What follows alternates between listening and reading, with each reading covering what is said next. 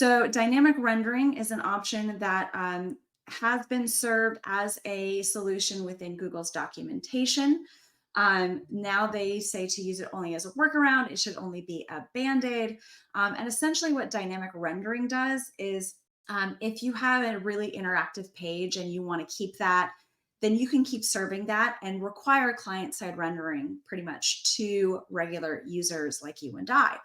Whereas if a user agent is identified as Google or maybe another search engine, then you actually give them a different version of the page. Now, ideally, it's going to be the same content, nothing's going to be missing, but maybe that's a version that doesn't have all of the JS flashy magic, right? It also can sometimes be used to do some cloaking, right? So maybe you're serving content to users that has this, but you're trying to hide it from Google. Keep in mind that Google still has crawlers that doesn't identify itself as Google. And so they're still going to see what you're serving to everybody else. So making sure that you're not doing anything that may fall into that cloaking is going to be really important if you're using a method like dynamic rendering or something similar. Then there's also hydration. This is what Google actually promotes.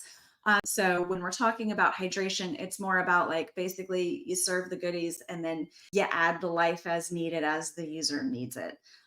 That's a really simplified way to say that. But just know that essentially you are relying on some client side rendering, but some of it's served ahead of time. Some of the other more popular ones, static site generation. This is a personal favorite of mine. This is especially great if you're like a B2B or a brochureware type of site where you're not having content change all the time.